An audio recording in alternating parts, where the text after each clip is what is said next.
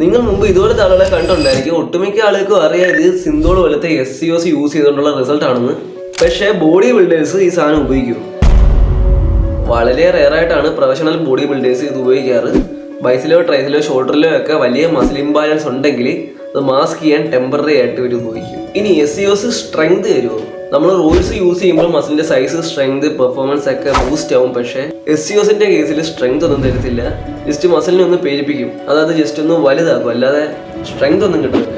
പിന്നെ ഒരു എക്സാമ്പിൾ പറയുകയാണെങ്കിൽ നമ്മുടെ റിച്ച് പിയാനയുടെയും ഗ്രെഗ് വാലന്റീനോടെയും ഒക്കെ ആംസും ബൈസും കണ്ടുള്ളവർക്ക് അറിയാം അതിന്റെ സൈസ് SCO യൂസ് കഴിഞ്ഞിട്ടുള്ളത്. ഇനി കുറച്ച് ഇതിന്റെ നല്ല സൈഡ് എഫക്ട്സ് പറയാം. പെർമനന്റ് ഡാമേജ് ആയിരിക്കും. മസിൽ ടിഷ്യൂസ്, നെർവ്സ് തുടങ്ങിയ കാര്യങ്ങളൊക്കെ ഡാമേജ് ആവും. പിന്നെ ഇൻഫെക്ഷൻസ് വരും. അത് മാത്രമല്ല ഇൻജെക്ട് ചെയ്ത മസിൽ പാർട്ട് റിമൂവ് ചെയ്ത കേസുണ്ട്. പോസിങ്ങിനിടയിൽ സ്റ്റേജിൽ ലീക്കായ കേസുണ്ട്. അങ്ങനെ ഒരുപാട് സൈഡ് എഫക്ട്സ് ഉണ്ട്. ഹോർമോൺ സിസ്റ്റത്തെ അഫക്ട് ചെയ്യാത്തതുകൊണ്ട് PTC ഒന്നുമില്ല. പിന്നെ ബോഡിക്ക് ഓയിൽ അബ്സോർബ് ചെയ്യാൻ ഭയങ്കര പാടായിരിക്കും. അത് മാത്രമല്ല സ്കാർ ടിഷ്യൂസും അതുപോലെ തന്നെ ഫ്ലൂയിഡ് സാക്സ് ഒക്കെ ഫോം ആവും. വളരെ ഡേഞ്ചറാണ്. എടുക്കാനിരിക്കുന്നവരെ ഒന്നുകൂടെ ഒന്ന് ചിന്തിക്കുക. പിന്നെ മൊത്തത്തിൽ ചുരുക്കി പറയുകയാണെങ്കിൽ സ്റ്റെറോയിഡ്സിനെ കാട്ടി ഈ സാധനം ഡേഞ്ചറാണ്.